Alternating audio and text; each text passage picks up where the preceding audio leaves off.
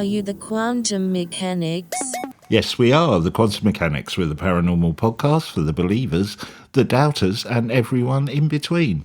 Spring has sprung, Ben, and we've got Patreons growing everywhere. Excellent. It's like we've been growing them in the potting shed. It really is.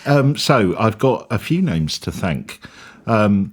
Oscar, thank you for joining us as a Patreon. Chriso, thank you for joining us as a Patreon. Caroline, thank you for joining us as a Patreon. Samuel, thank you for joining us as a Patreon. And Lagapus, thank you for rejoining us as a Patreon. We really appreciate it. You probably know what you get if you're a regular, but just to go over it again, we normally release the main episode a week early, ad-free.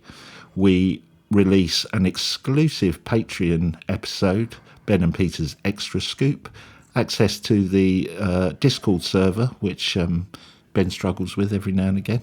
And we've got such a great community. We post lots of news and updates of what we're doing there as well. But the main thing is it helps us keep the show on the road, helps us keep it in books and run the podcast. So even if you just do it for that, that's great, but you get all the other stuff as well. So join us at patreon.com/TQM pod, or if it's there, click the link in the show notes. It should take you straight there. You read those names like a Roman Catholic priest blessing them. Yes. I think you missed your call. I should. Yeah. Oscar. I was visually dishing out a wafer every time I said the name. Well, it'd be the right thing to do if we said the blood of Christ, because this week it's an episode that isn't really for the kids. In the past, I have done... Sorry, can I just stop you there? That was the smoothest segue we have ever done. Thank you very much. Yeah, I have been taking my Velvet tablets. And I've just ruined it. I've done an episode on the fascination with blood before, yes. Particularly with aliens and supernatural beings. And twice we've talked about perhaps the potential harvesting of humans by aliens, and one of those episodes was with the Cassiopean project. Thank you. Yes, but this is a little bit different. I'm going to take you into a world of real life encounters with aliens who seemed to have human body parts and human blood on their mind, and they came hunting for it. Wow! And these are some incredible accounts. There's a number of different books that they've come from. Okay. So I've just, to illustrate it, I've got a story to kick off with. Again, if you've got probably anybody under 12 in the car, but go to a previous episode or go to another podcast, because this isn't the nicest, but they are fascinating. And as is usual for my stories, I'm going to take you to 1946, okay. Specifically March the 4th, to a village in Brazil. It's a town about 60 miles from Sao Paulo, and it's carnival season, and the streets should be alive. But 44-year-old João Prestes Filho, I did check how you say that. I don't know. I like that bit at the end. You gave that a real kind of South American vibe to it. His wife had taken their 5 children to the celebrations, and he's been fishing at the local fishing hole. Right. He's walking home in the dark along a mud road which cuts between the hills. I love the very specific details in this book, and some of them I included because I was like, why? He finds his house locked and his wife has taken the key, so he climbs in through a window. I mean... Has that got anything to do with the story whatsoever? Sort of. Well, no, not really. I was quite surprised to see it included, but I wanted to pop it in because it did make me laugh, the fact he was just like, nah, go through a window. What was the point of locking the door if you could go through the window? Yeah. Anyway, before he sees it, there's a light above the house. As you can imagine, it's a glowing object, hangs in the night sky.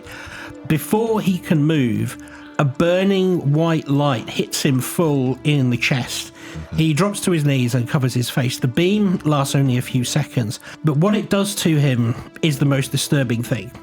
He wraps himself in a blanket and staggers barefoot out of the door.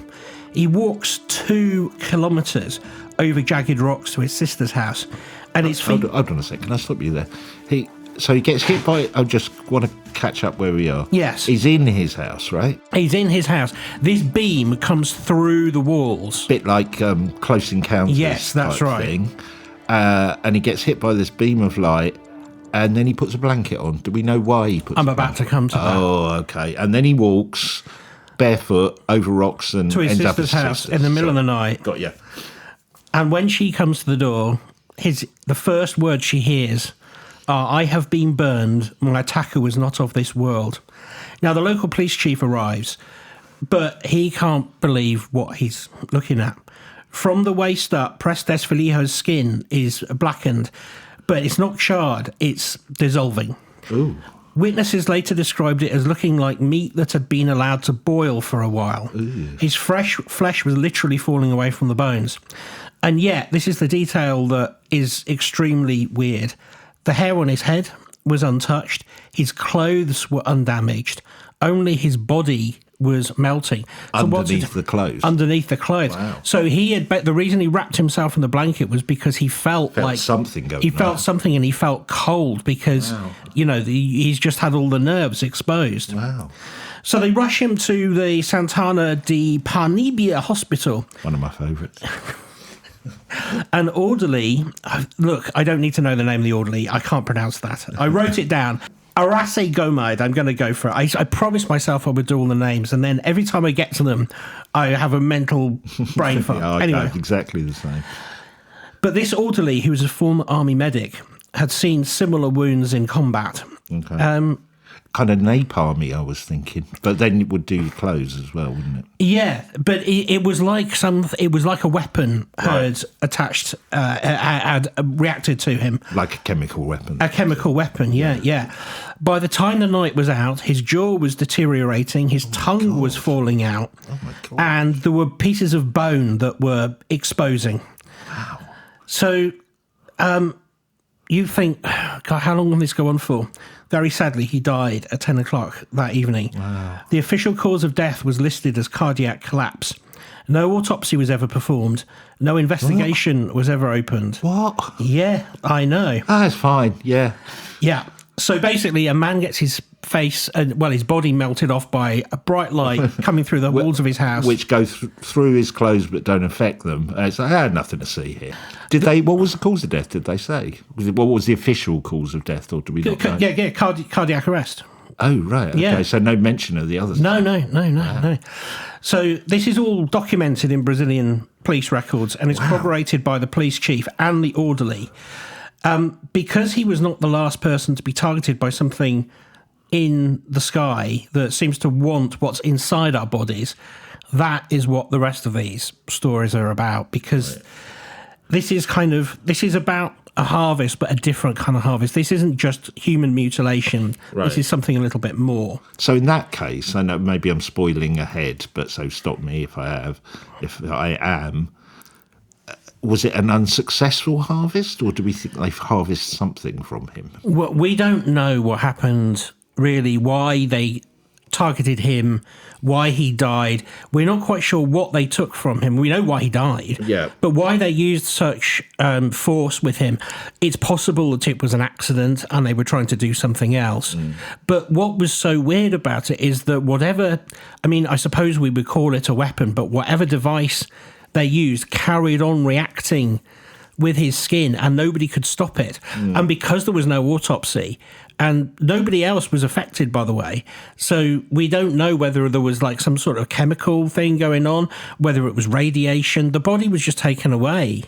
It's really strange. Because if you were, somebody was turning up at the hospital like that and you didn't know what was going on, and like you said, the orderly was kind of ex-military and seen similar things, you'd be calling someone, wouldn't you? You'd be quarantining. You'd be going, God, is this something I can get on my skin or get the radiation from it? Wouldn't you? I mean, I'm no medical person, but wow. No, I think so as well. But so the implication is cover up there.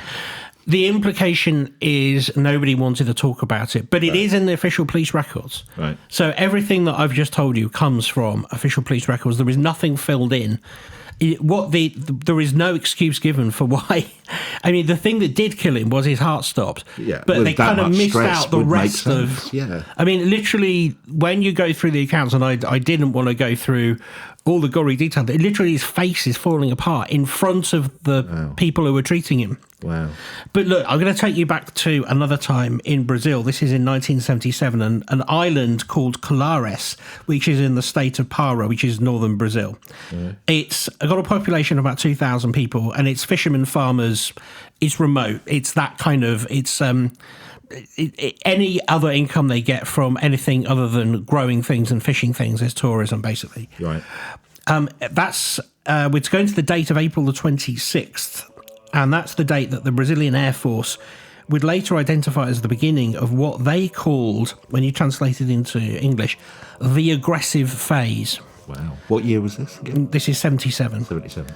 Because what happened on Clarice wasn't just a sighting, it was maybe an assault is a way of putting it. Wow. Objects appeared in the sky, not one, not occasionally, but constantly. For months, bright, luminous, silent craft would descend over the island at night. The locals gave them a name that sort of implies what they thought was going on. They were called the suckers, not the chupacabra. They're calling the craft the suckers, okay? Right. Well, that's why they turned on them. They're insulting them. Yes. Now, this is something you will almost certainly have never heard of, and it was a real surprise to me. In September of 77, the Brazilian Air Force opened what they called Operation Saucer, under the command of Captain Oronge Bolivier Soares Nogueira. Anyway, I've probably completely massacred that. Oronge is such a nice word, nice name. Yeah, it is. Oronge. This was a full military investigation. They deployed teams to the island. They set up monitoring equipment on the beaches, and they interviewed literally hundreds of residents. They took photographs and recorded 4 separate video films of the objects. These documents were classified for decades, actually, were finally released to the public in 2005 through Brazil's Freedom of Information process. They are held today in the Brazilian National Archives. I love the fact they tried to keep it secret, but then they regretted calling it Operation Saucer. Operation Big Things in the Sky. Who called it that? The locals call them the suckers. Operation Saucer. What's it about? Oh, it's about fish or something. Yeah. It's about plates. It's about plates, yeah.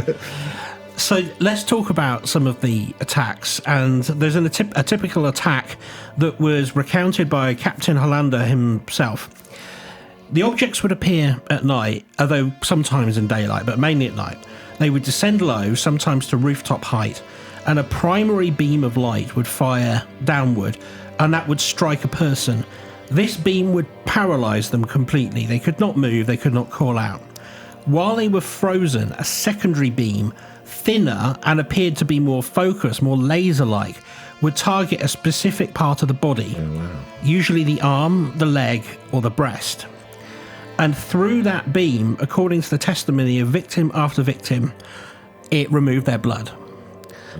Captain Hollander noted something extraordinary in the pattern. Out of every 10 victims, 8 were women. And the attacks had a curious pattern to them. They always targeted the left-hand side. Women were struck on the left breast, men on the left arm or left leg. So there's a selection going on here. They know what they're going for. Wow, it's almost like a mobile surgery going on. It really is. It really is. Now, Jack Valet looked into this. I didn't realise that. Yeah. And he said that the victims were left with injuries that were consistent with radiation effects from microwaves, and that some individuals had been killed by the beams. The military's own medical explanations of victims showed something that should worry us, I think, because the people... Something more that should worry us. Yes. Well, the people who survived had lowered hemoglobin levels in their blood work. So basically their red blood cells had been depleted. So not only was it taking their blood, it was also doing something presumably to either their pancreas or their bone marrow, which stops them reproducing blood as the way it should. Wow. Okay. I know, it's weird, isn't it? Because normally, I'm again, I don't know nothing about this, so I'm really winging it. But, if you give blood, the whole thing is, as long as they don't take too much, you kind of reproduce it quite quickly, don't you? So maybe they're not taking the whole blood. It's more what they take. I don't know how hemoglobin ties in with that. Sorry, I went down that rabbit hole and realised I did not have enough knowledge in my head to carry it through. No. Well, that's the thing. Is like none of the reports give us a satisfactory explanation as to why you would have those lower hemoglobins. Maybe better what we should do is hear from one of the people who actually went through one of these experiences, because that was a second-hand one coming from a medical person. This one is coming from the much easier to pronounce Claudemira. On October the 18th, 1977, Claudemira wakes up in her home on the island to find her bedroom flooded with a bizarre green glow. The glow then shifts to red, and she looks up and sees, either standing in or projected through her window, what she describes as a creature like a man wearing a jumpsuit just like a diver. Wow. The creature then points something at her that it fires 3 times, and each time a beam strikes her chest in the same spot. She's paralysed. She says she can't move her legs, and she describes the sensation as being hot. She said it felt like it was wounding her, and that I had needles pierced in all 3 points, so each time the beam hit her. Right. When it was over, she examined her chest. There were 3 small circular burns arranged in a triangular pattern. After that, she suffered severe headaches and weakness for weeks. It's really hitting me that the green light, and it's twice now the lights come out, but that one especially really does feel like Close Encounters of the Third Kind, which came out in 1977. So I don't know when this is, but almost the way you're, apart from the creature appearing, it seems pretty similar. That effect. It's weird. Strange, isn't it? It is. Wow. And it's things like that reduce the credibility of this. And the reason I find this so exciting again is because this is all archived in official Brazilian records. Right. Let's just hear from another one whose experience was similar but different. So we're mid-July-ish, 77, and a guy called Alfredo Suarez. He's walking to a friend's house when he feels this sudden, savage pain on the back of his leg. He turns. He thinks it's an animal, basically. It's bitten him. He turns and sees a glowing yellow-white object above him, and he feels a pulling sensation, as though something is trying to extract through his leg. He grabs a fence post and holds on, while waves of intense heat, then cold, then heat, rush through his body. When the light releases him, his leg is bruised black, and by the next day it's covered in blisters and fast-developing infections. He has intense stomach and back pains, diarrhea for days, and he walks on crutches for 3 months. Wow. Yeah, I was so sort of impressed with his description of this pulling sensation, because he's holding onto the fence post because he feels like his leg is going to be ripped off him. Right. It's like going up in the air. And is this similar to the other ones? It's kind of going inside to take something rather than... It's not ripping off limbs, is it? It's literally... Well, the other ones was taking blood. Is this what we think this one is? Or is it something different? Well, so it's targeted with something similar. In that case, he didn't lose any blood, but he was incredibly poorly. Right. And then there were more intense casualties. Late April 77, 4 fishermen are on a small boat late at night. Intense light again settles directly into the vessel. 2 of the men receive substantial injuries, not unlike the last case. Yeah. The 3rd fisherman dies. His name wasn't actually released, but it's one of the first confirmed fatalities of the Colares events. Right. Now, Captain Hollander, he's the man who led Operation Saucer, if you remember. Yeah. The man who personally witnessed these events, who collected the photographs, who interviewed the victims, who saw the beams and the burns and the blood. For 20 years, he said nothing. The operation was classified and he followed his orders. But that was until 1997, when he agreed to sit down with the Brazilian UFO researcher Jose Javade and Marco Antonio Petit. And he talked about what he'd seen, and he confirmed the attacks. He confirmed the blood evidence, the lowered hemoglobin. And in his assessment, his overall, the reason why he said they were there was the only thing that was consistent was he thinks that they were going for blood samples. That was his opinion. So that's that you would think that's fine. Yeah. But less than 3 months later, he was found dead in his home. He'd apparently hanged himself with the belt of a bathrobe. There was no suicide note, no apparent reason, no prior indication. Right. A lot of Brazilian UFO researchers have obviously reached the conclusion. Conspiracy. Yeah, crazy. Because after he talks, he is suicided. Right. And that, to me, is quite surprising. The official ruling, of course, is suicide. Yeah. But, I mean, he didn't... For 3 months earlier, he's singing and quite happy to get this off his chest. Yeah. Doesn't seem right. So, again, all of these things are in the Brazilian archive. Wow. Now, what happened on Colares is disturbing, and it seems to be an extraction. I want to talk a little bit more about something which is sort of even worse in a way, and that is human mutilation. I mean, the phrase itself is pretty horrible, but it's the phrase that is used in FBI documents, forensic autopsies, military reports. And these, again, are cases that are documented. Now, we spoke about this a little bit when we were talking about the cases of cattle mutilation. Yeah. But some of these bear some striking similarities to what we're seeing there in Brazil. Okay. It's just they went a little bit further. Oh, well, it's funny because I was thinking that. I was like, why Brazil? Why this blood connection? You know, my mind was going... Like, because if you wanted to get blood, you know, it would be easier to, I don't know, farm it, wouldn't it? Like, take some humans, go away and farm it. This almost, unless Or go to a blood bank. Yeah, unless they like free range, you know.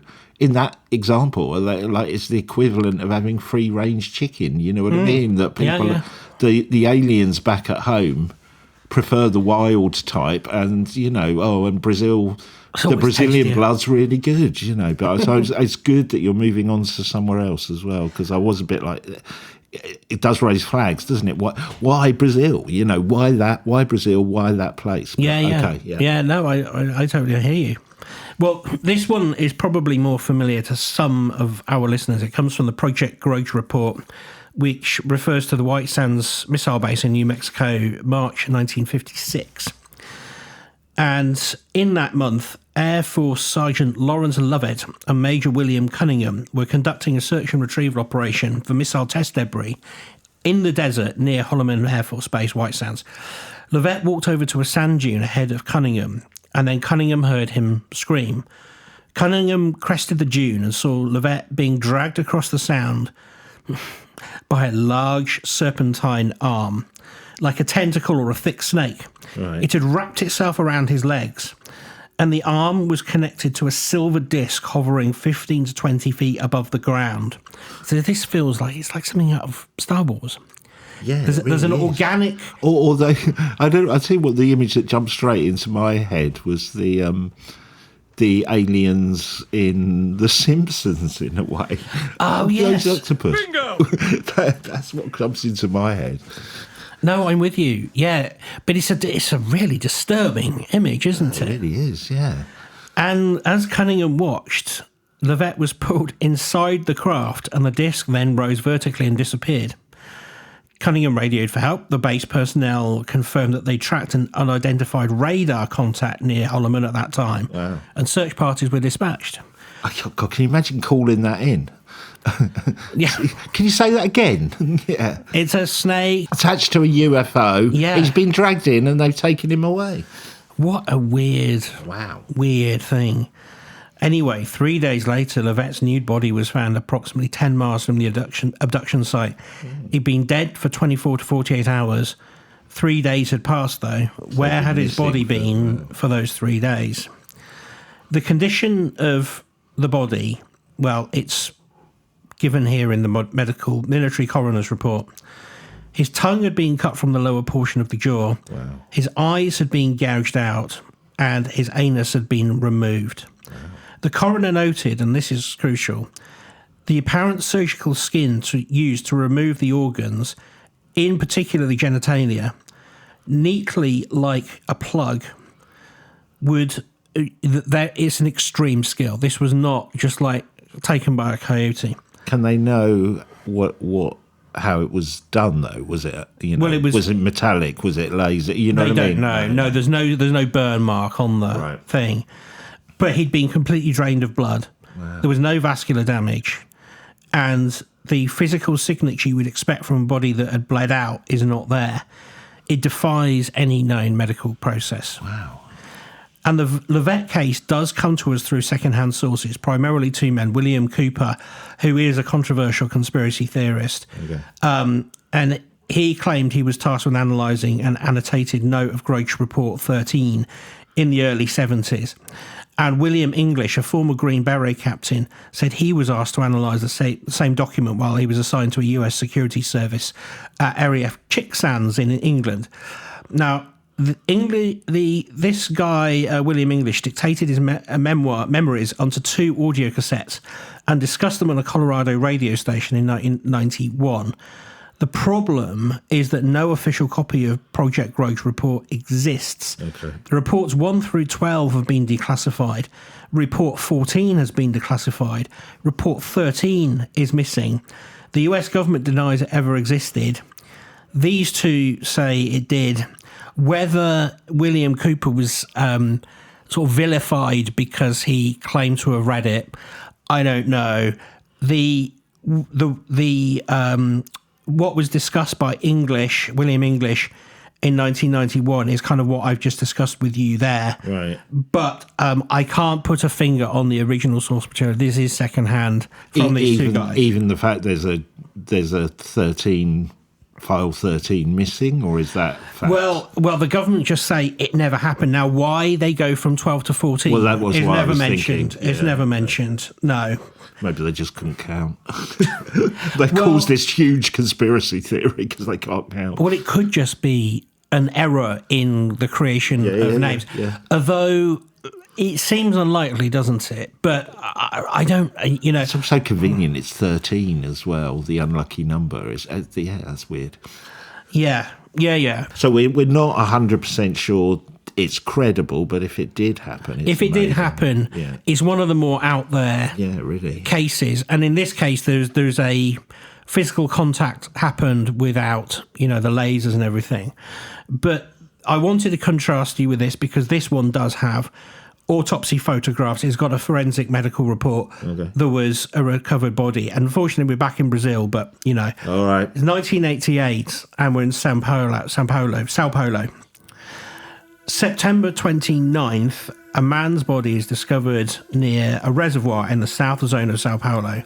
He's been dead for between 48 and 72 hours. But here's the first thing that doesn't make any sense. There's no sign of decomposition. There's no smell of decay. And bearing in mind how hot Brazil is, the body shows no normal signs that you would expect with post-mortem changes. So rigor mortis and blood clots and all of that sort of thing. The forensic examination conducted by Brazilian medical authorities details the following injuries. And I've got to be very precise here because of what we've just heard from the previous case. Eyes removed, both ears, internal and external auditory organs, tongue and surrounding muscles surgically removed, extensive tissue from the face and the neck, genitalia removed, digestive organs removed. In the auxiliary regions, such as the armpits, both sides showed soft spots where the organs had been extracted from inside the body. So when I say soft spots, it's like the skin was different and something had been pulled through the skin, is the best way that they can describe it. I don't know exactly what that means. There were circular perforations 1 to 1.5 inches in diameter. And although the tissue and muscle had been extracted, the edges of the holes were uniform and of a similar size. Do we know, how easy that is? I mean, it sounds like impossible for a human to do that, but, I'm just thinking, I guess nobody does, but, I'm thinking of people like butchers and things like that. Is that surgeons... Is it technically possible on this planet to do that? This is exactly what he wrote in the coroner's report. Right. The lack of profuse bleeding suggests a laser-like instrument producing acute heat and cauterization. we don't have such a device. Well, we certainly don't have one in 1988 that you can drive around. Yeah. And we're not aware of any for use in hospital settings. So you can, for example, go in and have a laser operation on your prostate, for example. Yeah. But it won't cut you open like that. That's not how it works. Yeah. I mean, and even if it did, who was trained enough to use it? You can't just go for the first time and go, oh, well, this laser could do that. Let's have a go. Oh, look, I've perfectly excised his, whatever, eyes. But then the internal organs are somehow mysteriously whooped away and the blood is all gone. It makes no sense. The coroner's verdict, natural causes. Well, he fell over. Yeah. The holes were initially thought, when the body was discovered, to be bullet wounds. That's the obvious thing you would think of. Right. But the edges are too clean; they're too uniform. The internal organs have gone through, well, either access points that would require extraordinary precision, or, as I say, sucked somehow through the skin. The man was later identified as a 53-year-old, and I'll just say that his first name was Jackin because they don't really know, but they're unable to officially identify him. Right. But what makes this case sit in a different category to the others, really, is the fact the injuries to this man, the removal of those different elements of the body that I said I went through, are identical to the signature injuries found on the mutilated cattle across the American West. Oh, really? Identical. Yeah. The same organs, the same methods, the same bloodlessness. Yeah. So that makes it sound more like a harvest than a murder, basically. Are these before the cattle mutilations or after? Cattle mutilations are still happening, but this is after. I think Linda Moulton Howe's film was 70. Okay. So it was 70. It was either 77 or early 80s. I believe 1988 is after her film. I think you're talking about The Strange Harvest. Yeah, that was it. I couldn't remember the name. Yeah.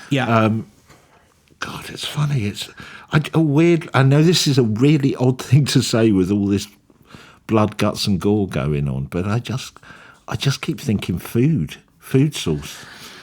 Yeah, and we can't really do the humans anymore. We'll take the cows, but I mean, I still don't understand why they would do it. But why wouldn't you just chomp in? Why would you go to those bits? I mean, well, maybe that's the bits they like. You know what I mean? It's like yeah. It's like the sweetmeats for them. You know what I mean? You know what I'm saying, though. You know again, I'm thinking free range. I'm thinking, yeah, wow, okay. I don't know. It's just, I don't know. It's the only thing that kind of makes sense, doesn't it? Because experimentation doesn't make sense because you wouldn't need to keep doing it, would you? Unless you are testing something that we hadn't thought of. Okay. So with the cattle mutilations, we had discussed the fact that perhaps they were checking for bovine encephalitis, mad cow disease. Right. And rather than going to a farmer and going through the palaver of acquiring a cow. Right. This is not the ETs. This is the yeah. It's basically in my lab. Right. But could that be the same in the case for humans? Hang on. Well, maybe. But the big flaw, of course, with that, it sounds reasonable when I say that. But the flaw in it, of course, is why not just go to a slaughterhouse and buy the meat there? You don't need to go to the farmer. Yeah. You could just go there and you could just say you're a butcher. You really don't need an excuse. You could breed your own cows. Yeah. Yeah. You don't need an excuse. With the humans, I'd have no idea. The only thing that when I was going through this, I mean, the point about this is this kind of bloodlust that appears to exist for some reason. And when we spoke to we didn't speak to them, when we looked at what was being spoken about in the Cassiopeian experiments, there was this idea that humans were a tastier food than the cows. Right. And they had the humans as a treat, on birthdays and Christmas. Yeah, which was kind of what I was getting at, I guess. Right, yeah. But if that was the case, and if you can achieve what I've just described, why go to an island in Brazil and just like, okay, well, we use this other thing, which isn't as good, and will just pull their blood out through their leg. Yeah, it doesn't make any sense whatsoever. Unless they like black pudding. I know that sounds weird, but it is like... Unless they like black pudding. Okay. Alien black pudding, that's what, who knows? I think I get why, like, my brain went to the food source thing, free range food kind of source, because nothing else really makes any sense. Well, there's... Not that makes particular sense, but... I mean, I'm not drawing any conclusions, and I'm not really... Breaking the studio, sorry. That's just the alien come in. Yeah. Oh, stay off the anus.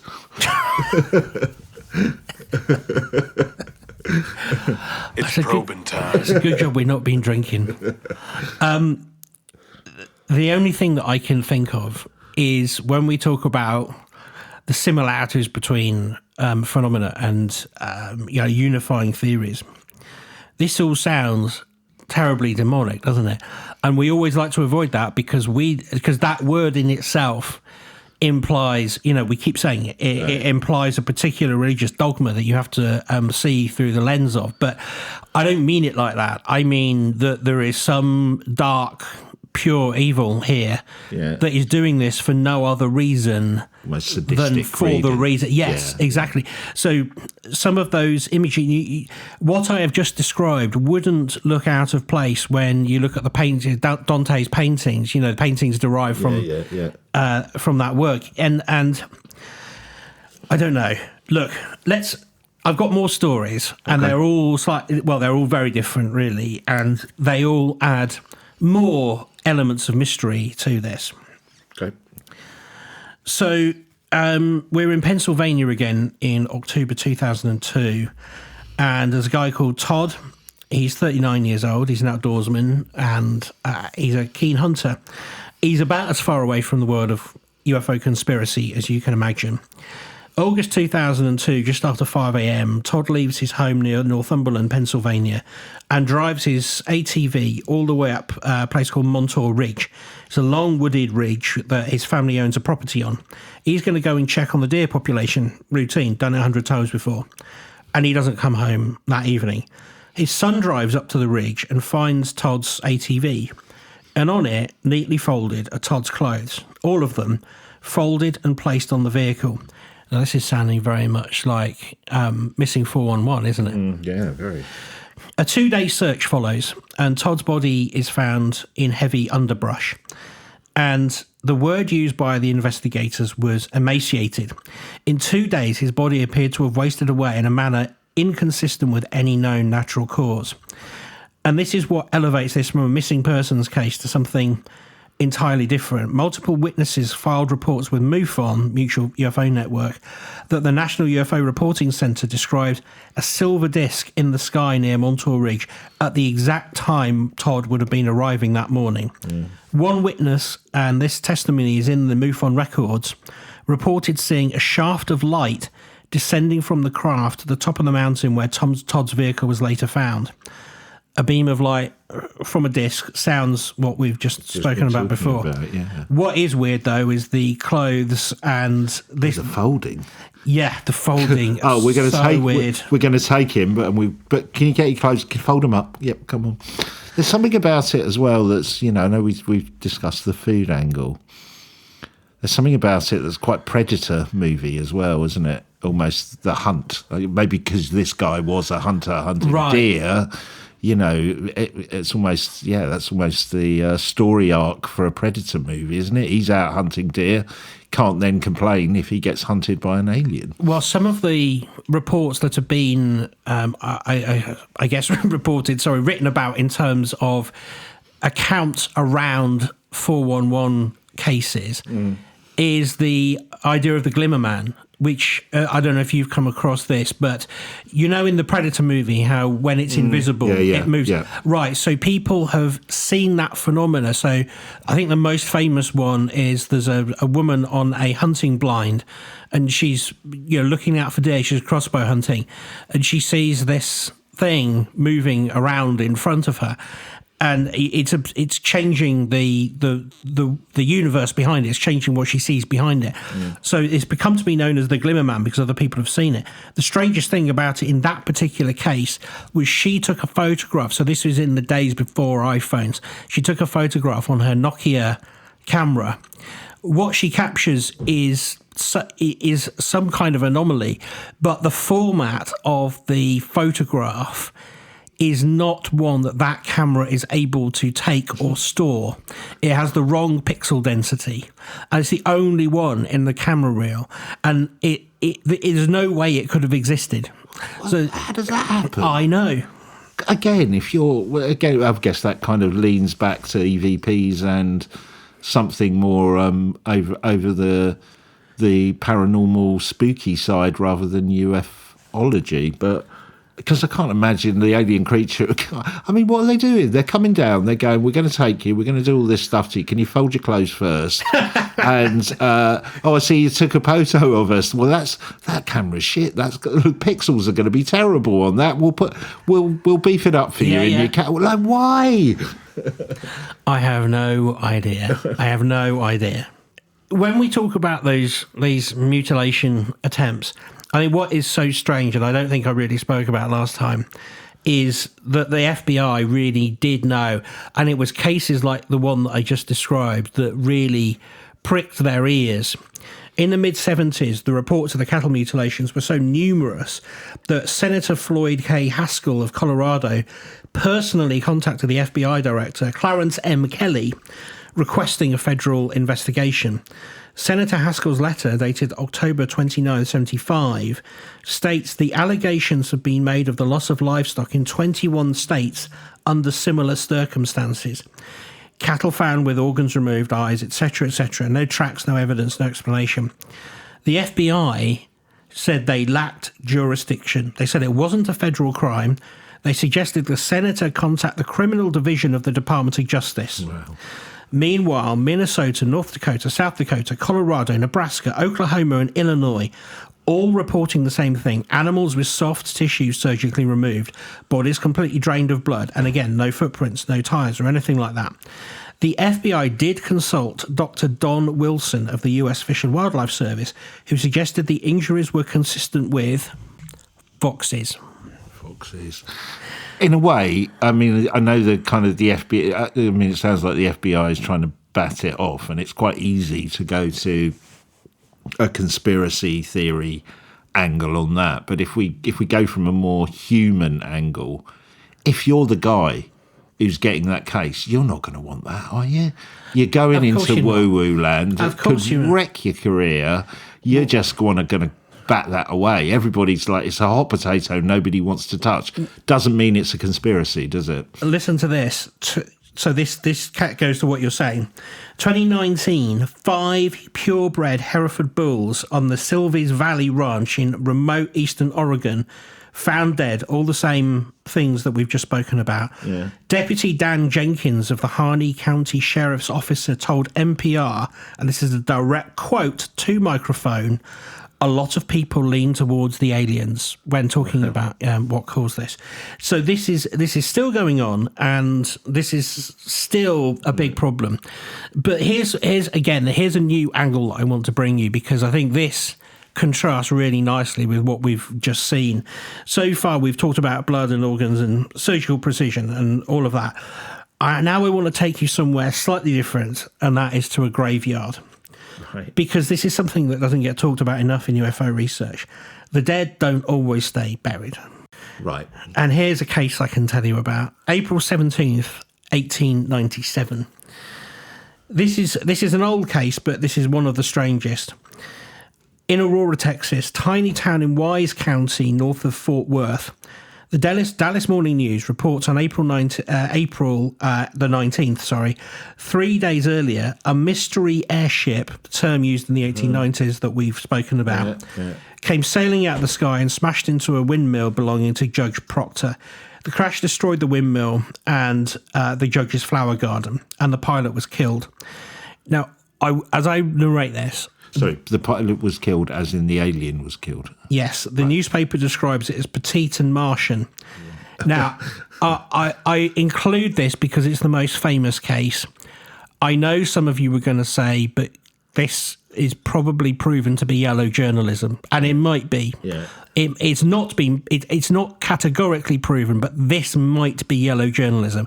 I'm going to come on to something in a minute which definitely isn't, but I wanted to do this for context. It would be that time in the US where, like, people would go around, wouldn't they, and almost go to town halls and say they were recanting the news. Yes, that's right. And some people were more flamboyant than others and maybe made up stories. So, well, we covered the newspaper The Sun, not that one, who were covering the bat people on the moon. The bisons. The bisons and their peculiar activities. Yeah. But the people of Aurora didn't call the army or anything. They gave it a proper Christian burial. And the grave is still there, or rather the space where it was is still there. I think we've talked about this before. Yeah. So every time people have petitioned to dig up the grave, it's been denied. Right. And the latest is in May 24, a local committee voted to remove the rock and all mementos, declaring that tourism doesn't have a place on holy ground and that ET has gone home. All that remains is a bare patch of earth under a tree. Right. But the Texas State historical marker for the Aurora Cemetery still mentions the Martian burial amongst the honoured dead. Right. So that appears to be something that is... I don't know. But here's one that we have spoken about before, but has some details in which I don't think we've covered before, and I only recently learned because it was a side point to something else I discussed before. Do you remember Zygmunt Adamski? Yep. So he was the guy, the Polish-born coal miner who in 1980 left his home in Tingley to go food shopping. He doesn't return and a 5-day hunt goes on. He's found on June the 11th. His body is at the top of a 10-foot high pile of coal in a coal yard in Todmorden, which is over 20 miles away from where he lives in Tingley. He's wearing his suit, but his shirt is missing, his wallet is missing, his watch is missing. None of these items ever recovered. His hair has been cut, although cropped by shears in a hurry. And he's only got 1 day of beard growth, but having been missing for 5. Right. He was alive for at least some of that time, but not wherever he normally would have been. And here's the detail that made everybody turn their heads, really, was the unusual burns on the head and the neck and the shoulders. And these burns had been treated with a strange ointment that forensic scientists were unable to identify. You sure he didn't just have a bad hairdresser with a really powerful hairdryer? Well, who then stole his wallet? Well, and his shirt? Yeah. Well, maybe. I like your shirt. Yeah. But I mean, this is some common facts here. But his suit was clean, despite being on top of a pile of coal. Right. Yes, and the first officer on the scene, PC Alan Godfrey, said Adamski looked like he'd been frightened to death. That's a fairly common quote that is used when we talk about this, and. It was added by the coroner that the question of where he was before he died that led to his death cannot be answered. But then here's the bit that I didn't know. So PC Alan Godfrey, he's the guy who found the body. He had his own encounter. 5 months later in the same town, so November 1980, Godfrey is sent out at 5 a.m. to investigate reports of escaped cattle on a housing estate. He arrives to the scene, and there, blocking the road, is a rotating diamond-shaped craft, 20 feet high, 14 feet wide, and hovering in the air with a brilliant bright light. Godfrey grabs his police radio, but there is interference. It's dead. He can't raise anybody. He makes a quick sketch of the craft. The sketch still exists. And then there's a flash. Godfrey finds himself sitting in the car 30 yards further down the road from where he'd stopped. His watch shows a time 25 minutes later than it had a moment ago. His boot lid is split open. There's an itchy mark on his foot. And the road where his car had been is completely dry, despite the fact it's pouring with rain. Wow. The cows, they were found in a park next to the road. They hadn't been there before. And under hypnosis, Godfrey recalls being taken inside the craft, being examined by a small creature and a bearded humanoid figure. Oh, I've not heard a bearded one before. All right. An unnamed man that the entities referred to as the man from the ministry, who was in a dark suit, was also there. Human or? Yeah, Right. apparently so. Hanging out with the aliens. Yeah. Yeah. But then later he encounters this man on Earth. Okay. And he visits Godfrey in the police station, and he asks to see the file that contains Godfrey's sketch of the craft. He was told to sign the Official Secrets Act and never discuss what he saw. He was also transferred to Wakefield, and an attempt was made to have him sectioned. He was even eventually handed out of the police. He lost his job, his home, and his marriage. Yeah, I hate I know. those stories. It's like, It's like, well, again, it's reminded me of Lonnie Zamora, not as extreme as that, but he was kind of ridiculed, wasn't he, and hounded out a bit. Yes. Yeah. Oh, yeah. Well, I mean, this happens, doesn't it? I mean, they try and remove any credibility from you. Yeah. Better than removing your blood, though. Yeah. Maybe not. It is weird. It is weird. But those two cases, I think, I don't know, they just add colour to what we've seen before. But everything that we spoke about in terms of where the blood goes, where the organs go, where the reproductive organs go, well, let me bring you this testimony. It's the only thing I can say. The man who claimed to have investigated that report before, that was Bill English, the Grudge Report 13 at RAF Chicksands, sorry. Before that document and before he'd ever heard the name of Jonathan Lovett, English had his own encounter. During the Vietnam War, English and his army colleagues were dispatched to locate a downed B-52 bomber in the jungles of Laos. When they reached the aircraft, the crewmen were still strapped in their seats. They were dead, and they had been mutilated. Right. English reported at the 1987 MUFON conference that the crew displayed typical mutilation injuries, the same constellation of wounds that is found on cattle, as we know. English and the team photographed the scene, they reported it to their superiors, and they were told in no uncertain terms to never speak of what they'd found. They were ordered to destroy the aircraft with explosives and return to base. Years later, whilst working for the NSA at RAF Chicksands, English says a document was placed on his desk. This is the Project Garage / Blue Book Report 13. Inside it, he saw the same photographs that he had taken in the Laos jungle, and alongside them, the Lovett case. And alongside that, some other materials that he was reluctant to discuss in full, because what it's claimed that he saw in that document was, I suppose you'd call them eyewitness accounts. They're eyewitnesses that have been hypnotised. They recall being on alien spacecraft, or at least UFO craft, and being surrounded by human body parts, is basically the way to put it. And there are sketches in this book of literally people sitting on a desk, sitting on an examination table, and around them are bins of arms and legs and livers, and like the most horrific scene from the most horrific torture porn. It's like there's just scattered around the craft. Hand-drawn sketches. Right. Yeah.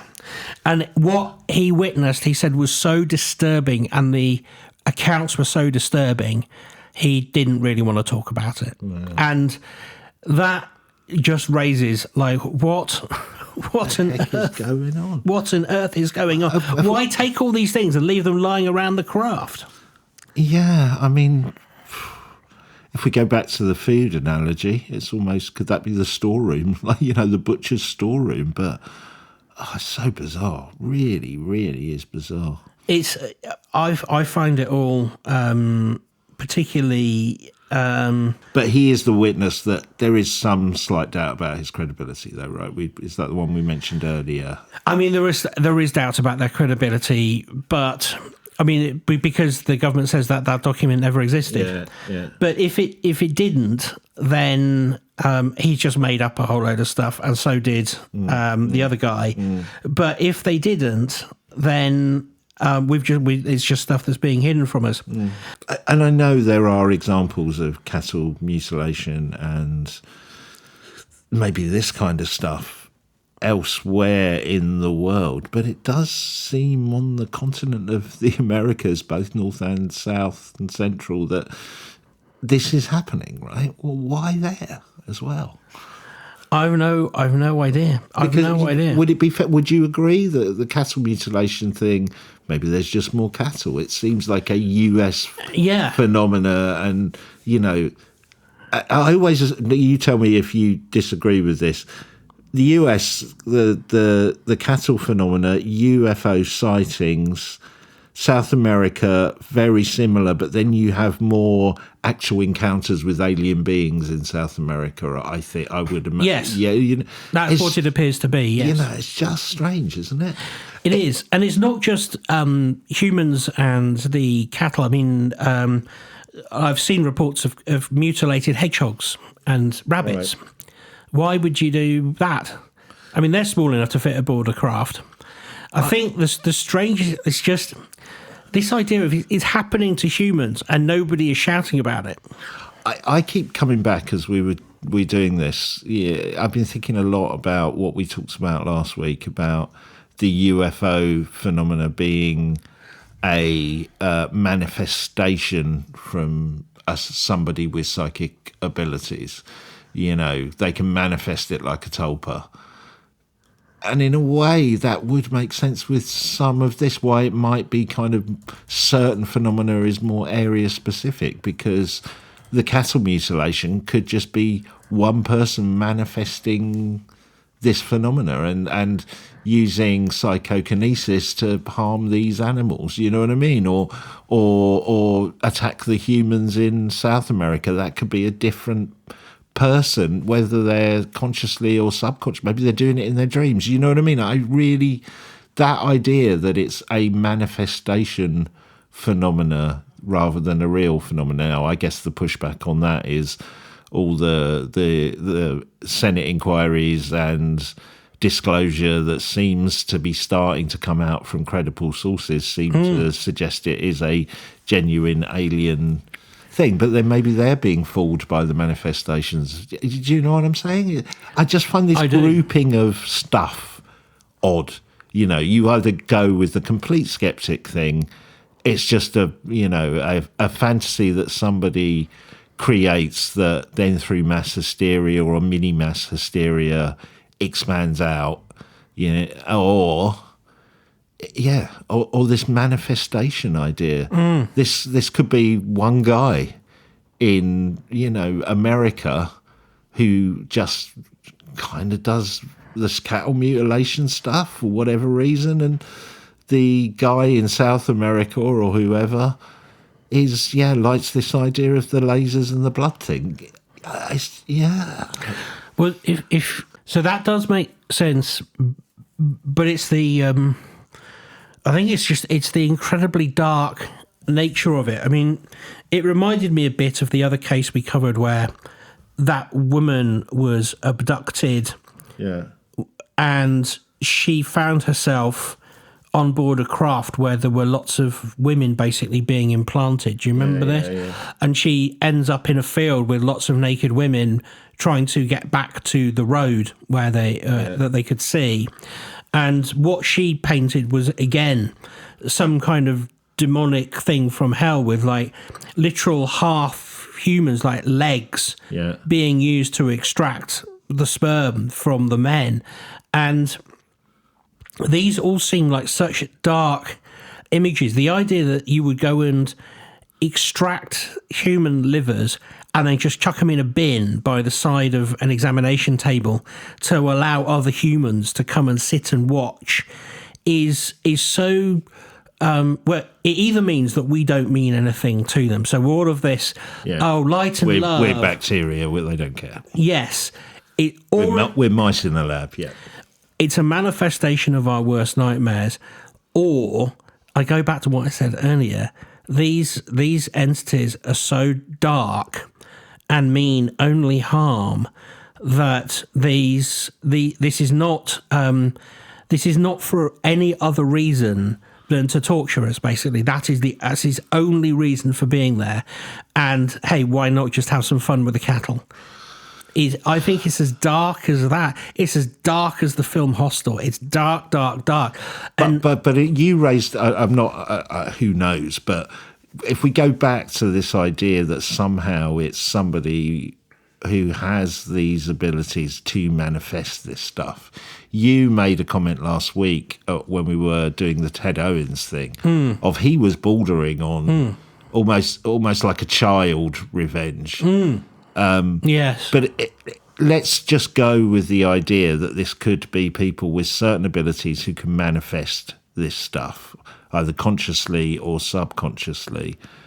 You said, God, can you imagine if somebody uses it for real evil? Doesn't it show that somebody could use it for real evil? Yeah.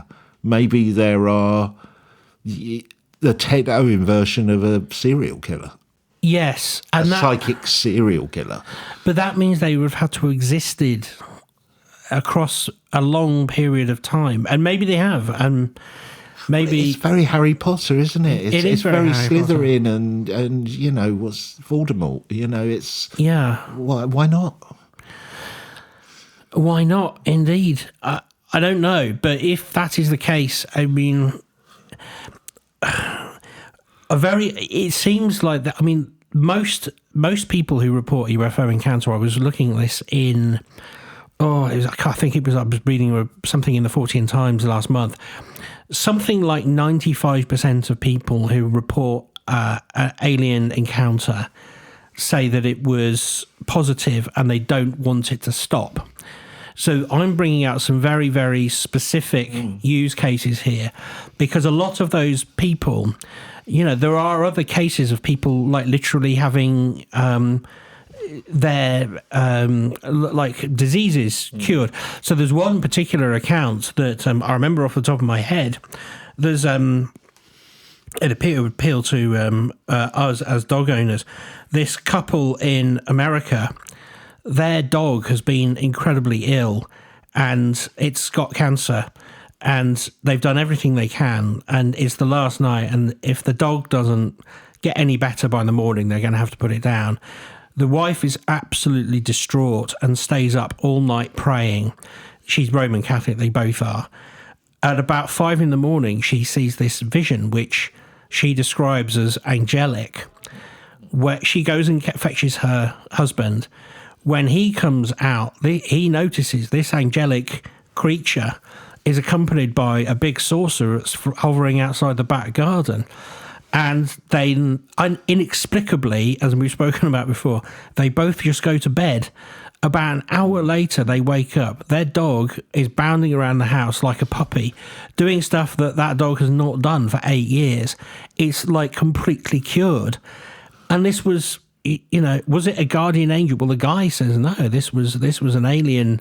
You know, it has all the traits of an alien visitation because of the craft and this being.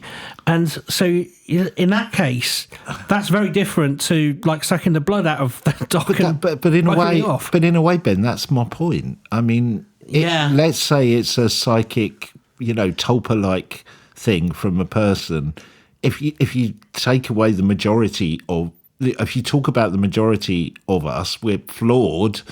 But we are, you know, the majority of people are decent. And then you get your John Wayne Gacy's, and then you get your Ted Bundy's and Jeffrey Dahmer's. So, you know, that is a very small percentage of the population.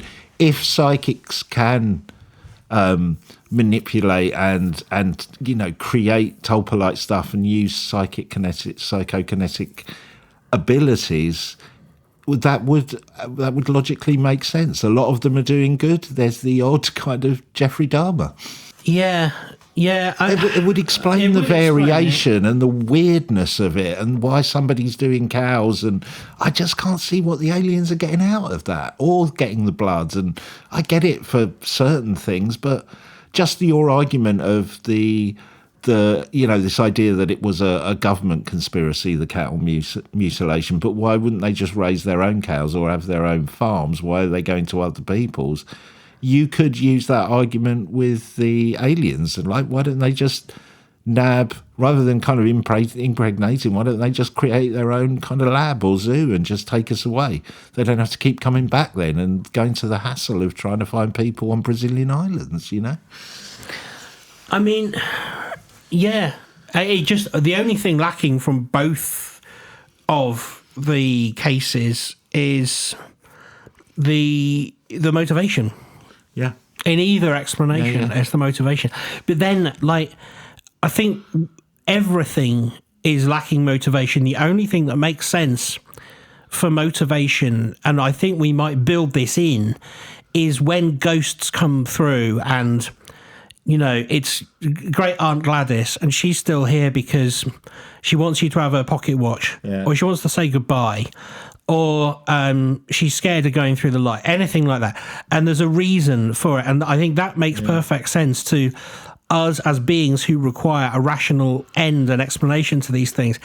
Everything else, like with aliens, yeah, sure, like it makes sense that they come here and they're like, who are these guys? It makes no sense to get us up on, well, it literally makes no sense to go, hey, that person appears to be praying to their local deity. Let's go and cure their dog of cancer. Anyway, bye. But makes no sense to dress like the Michelin Man. No, but again, if we go with this idea of the manifestation argument that I'm putting together, you could put forward an argument that when people see their deceased relatives, because it's often not long after they've passed, right? And I know there's psychological reasons why they might hallucinate that. Put all that aside for a second. Maybe in those times of extreme grief and energy, it's kind of energy in a way, maybe you as an individual can manifest them to come to you. And, you know, if you come back to the idea of a kind of psychic Jeffrey Dahmer, yeah, you know, serial killers really, what it's about for them is power. And that would be the same if you had psychic abilities, wouldn't it? To cause pain and fear because of the power it gives you. Yeah, that would make no sense. other reason. It would explain why sometimes it's a Michelin Man and sometimes it's UFOs taking blood or taking cows, or you know, the variety of it. If you go with it, you know, if we take the skeptic out of it for a second, if you go with all that, there is a lot of sense in that kind of psychic projection, tulpery thing. Yeah, I mean, I see where you're coming from, and I don't know, it leaves me in a very unsettling place. I'm not surprised. What we've heard today, blimey. Well, coming up on the Extra Scoop, I'm going to tell you about a couple of British civilian undertakers who had to sign the Official Secrets Act because of what they saw. What was that thing they used to do at the end of Crime Watch? Don't have nightmares. We need that at the end of this episode, don't we? Yes. Well, you see why I said don't let the kids listen to this. Yeah. We'll make this an 18 maybe just because of the content. But I was so enraptured by the richness of those stories from Brazil and the fact that they, you know, I wanted to contrast it with the ones that we're not so sure about, because if we're not so sure about them, does it look similar to the ones that we are sure about? And it kind of looks like yes, but I think the thing that will give me nightmares is a 20-foot alien craft with a tentacle coming out of it. Yeah, I'm definitely not eating octopus anymore. Yeah, they're coming for their revenge. Yes. Well, look, that took a lot of books. So come and join us over at patreon.com/TQM pod. Please become a member because it's very expensive. And let's to become a member, but to do the podcast, I'd like to clarify. Oh, yes. You said, please become a member. It's very expensive. It's not. It's fine. Oh, sorry. No. That's very cheap. It's $5 a month, I think. It's $5. Yeah. No. But this, we've got some interesting stuff coming up on that Extra Scoop, and I'll try and do something less dark next time. I've got no idea what I'm doing next week because I've been quite busy kind of rebranding us. So we've launched our new look, new covers. So I I hope you're liking it. We've had some really good feedback so far about it, which is great. So no idea what I'm doing next week, but I'm sure we'll have something. Yeah, I think I might have to go cheery next week. But, I think I've got my timing right if I say Happy Easter as well. Yes, I think you have. Yeah, I should have done something about... Or if you're a Patreon, I hope you're looking forward to Easter. That's right, yes. Should have done something about demonic Easter bunnies or something. We did do encounters with the real Easter bunny. Yeah, we have done that. I think we have. I was thinking about that, but I think we're bunnied out. Yes, and we did the encounter with the giant 12-foot tall bunny. Indeed, yeah. And you really want to see a giant bunny as well. So anyway, we will we will see you next week. Thanks for listening, and I hope the Easter is going well or will go well. See you later. Chock-a-doodle-doo. Bye.